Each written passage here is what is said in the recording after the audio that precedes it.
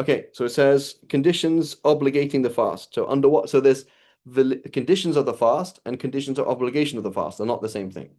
Okay, so the question is, under what conditions am I obliged to fast? Okay, under what conditions? And I won't say am I obliged to fast, but does the obligation of fasting rest upon me? That's the question. Okay, it registers, right? So it says fasting in the month of Ramadan is obligatory for four conditions are met. Number one, you are a Muslim, even if you're so what about an apostate then? So somebody leaves Islam for 20 years and they become Muslim again. Are they obliged to make up those days that they missed? Yes. Yes, they are, right? So when you say okay, so what's excluded then is a kafir, and what is included is so when we say kafir, call it kafir asli, meaning somebody who's originally a non-Muslim. He nor his parents or parents were Muslim, right?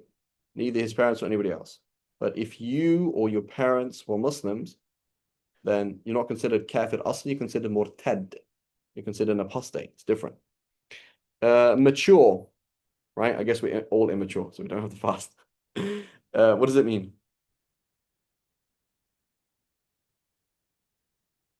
Past puberty? Reach puberty, right? So you reach puberty. So therefore, children don't have to fast. Is that correct? Yes. They're not obliged to fast. So At prepubescent children. if a child does not fast, he's not sinful.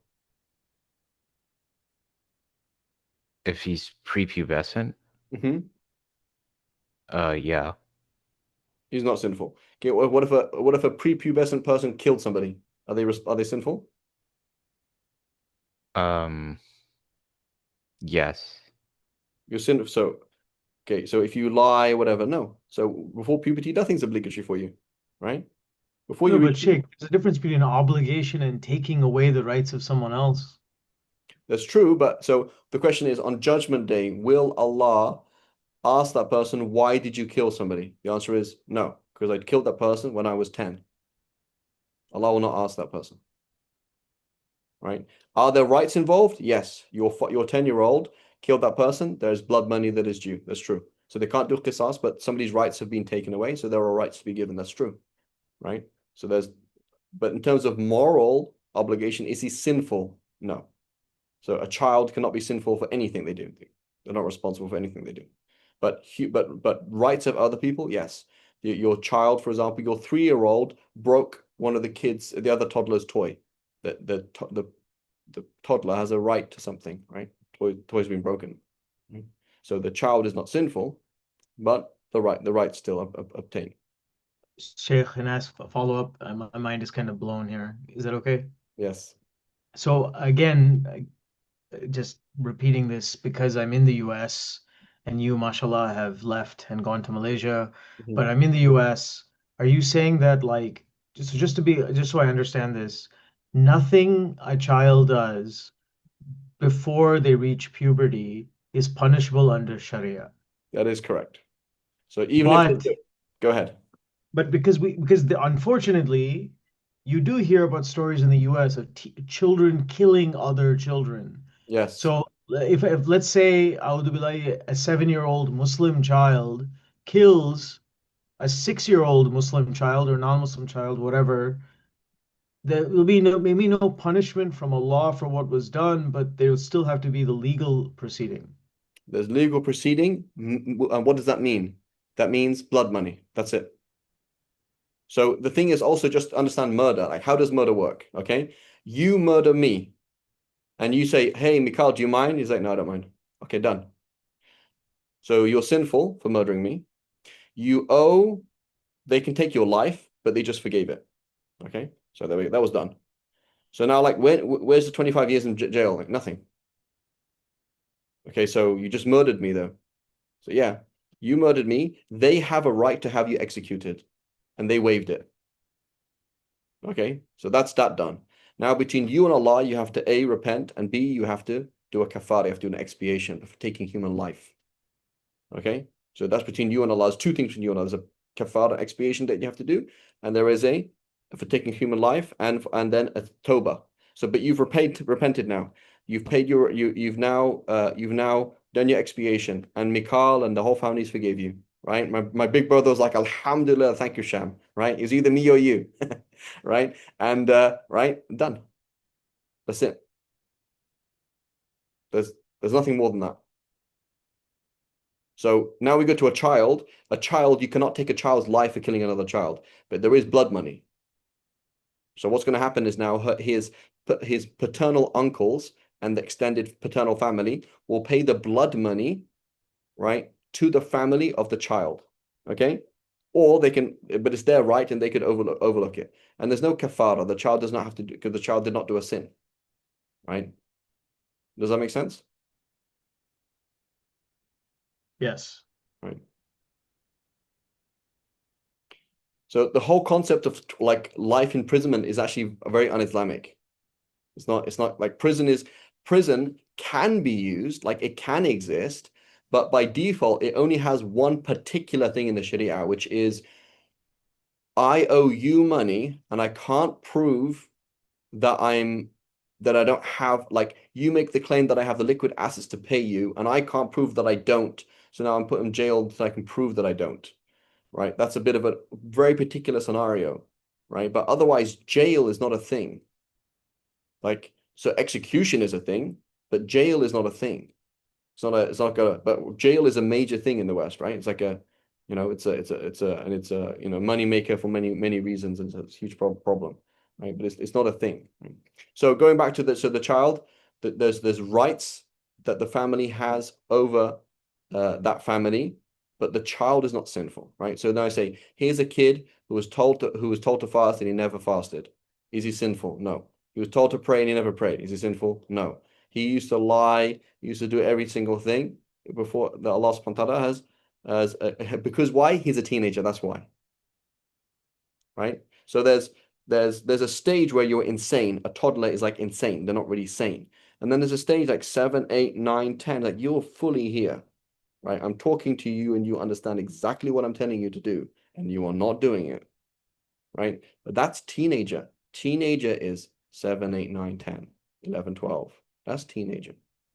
12, 13, 14 is not teenager. That's adult. You're an adult now. Okay, you're 14 and you got into a gang and you killed somebody. Oh, but he's just a kid. No, sorry. Don't get into a gang.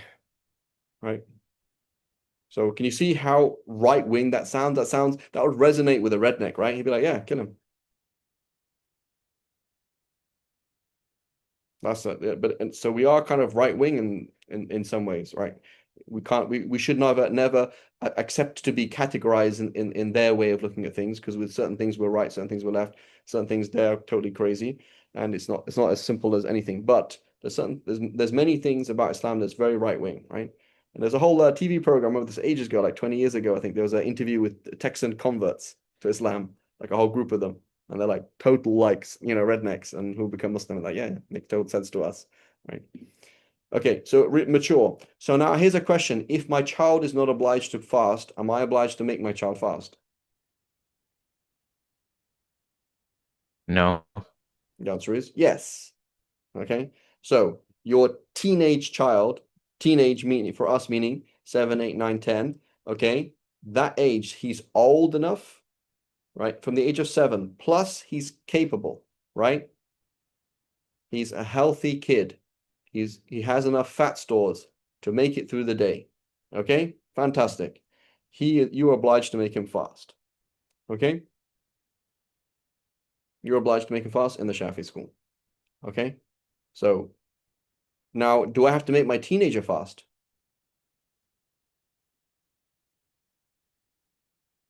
You can tell him to fast, but if he or she doesn't, it's on them. Exactly. Right? Your As teenager. I've learned the hard way. Exactly. Your teenager is another man like me and you, right? And then this is the problem, Sham, right? Again, you have teenagers in the house. It's like, Habibi, you're just like me. You're a man, right? So go and work then. But Sheikh, at least, and not to bring up my personal stuff here, but Yeah. at least, alhamdulillah, your children are your children.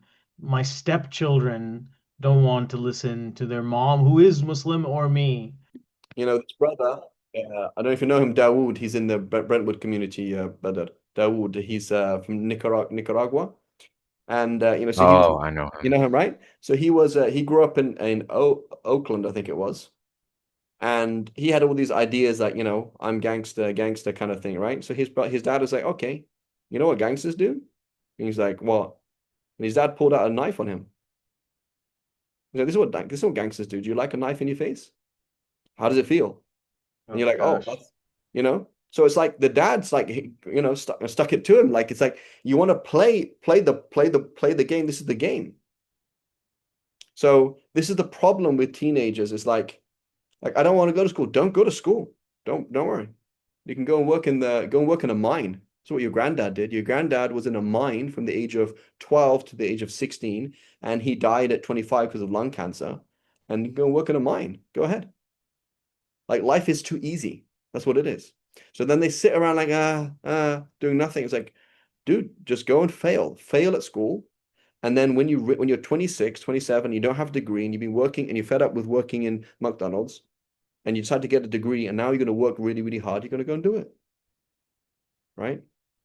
Because otherwise, like I'm trying to convince you of something, what's the point? I'm going to become a professional skateboarder. Okay, go ahead, knock yourself out. And he will knock himself out. You know what I'm saying? Like go and live life. Go and fall on your face. And so that's a problem with this the whole setup is off. And it affects our deen. And there's not a rant from the social rant. It affects our deen because I'm telling this girl, you know, hey, you're 10 and you're responsible for this. She's like, whoa, this guy's crazy, right? This guy's like a nutcase because everybody else in my life is so nice to me. No, everyone else in your life has been lying to you. It's like Buddha, right? He's like, nobody told him about pain. Nobody told him about pain. And then it's like, oh my God, like I saw poor people, I saw sick people, I was like shocked, like, whoa, what happened to me? Like, that's a disservice, right? So making kids, right, have this idea that it's all okay, the structures will always be around you. You just go to school, and if the teacher doesn't tell you to do something, then you don't have to do anything, and it's not your fault. That's very wrong. Because that's not how the world is. The world will happen, and you have to make it happen, right? Like you don't have the job, you create a job, right? We've all been as adults, right? We've been in a situation like you have to create the job, right? They're not going to hire you for the job because they don't know that there's a need for it. You have to create the job, right? You have to make things happen. And this is the deen. It's like, oh, well, nobody else was praying, so I didn't pray. Well, Habibi, it's not going to be like that on Judgment Day. وإذ تبرأ الذين اتبعوا من الذين اتبعوا ورأوا العذاب وتقطعت بينهم الأسباب, right? Allah subhanahu wa ta'ala tells us many times in the Quran, those who followed will say to the people who followed them, hey, get out of here. I have nothing to do with you. And you're like, oh, but it's cool. The other kids were doing it. It doesn't actually matter what the other kids are doing because you're an adult now. You reach puberty. You can create life. Allah is telling you, I made you an adult. Welcome to the responsibilities of being an adult, right? Go and earn some money. You want cool shoes? Go and buy them. You want a nice t-shirt? Go and buy it. You want a girl? Go marry her, right? You want to act like a fool? Act like a fool. But the problem is there's too many safety nets. But the issue is, so now they take the safety net because of school, because of society, and then they apply it to deen. Oh, it's okay, Nobody said anything, so it doesn't matter if I prayed or not, you know? Nobody said anything, so it's okay. Where it's like that's not okay. Like you need to have this mentality like it's not a game anymore, right? You're not messing around, right? And so now it's like, oh my God, everything in my life is serious. My deen is serious. As opposed to everything in my life is like just chill. Like, school, it's just a game. It's going to be paid for by my parents. If my parents don't pay for it, the school parent, then this will pay. I don't have to do anything. There's no fight. There's no challenge. There's nothing that I have to struggle to create. So then when I don't struggle in my deen, or I only start struggling in my deen when I'm much older, and I try and like, okay, I'm not getting Fajr, you have to make yourself get Fajr. Or I keep lying, I have to make myself lot lying. I keep falling to haram. You have to make, like you have to get up and do something. You have no analogy because everything in your life is spoon-fed to you. And you never, there's no struggle. And if there were any struggle, it would be labeled as abuse. Right? Does that make sense? So it's a huge, like as parents and as creators of society, there's this huge problem that we have, right? That we have to deal with. And it's this mentality around people like, oh, it's okay, just do whatever. She's just a kid. He's just a kid. He's not. He's old enough to create life. He's old enough to take life. He's old enough to stand before Allah and answer for his own actions. I need to make sure, or at least try and do that. Right? Does that make sense? So again, when you're talking to your teenager and they're like, hey, whatever, they say whatever because you're not going to kick them out of the house tomorrow.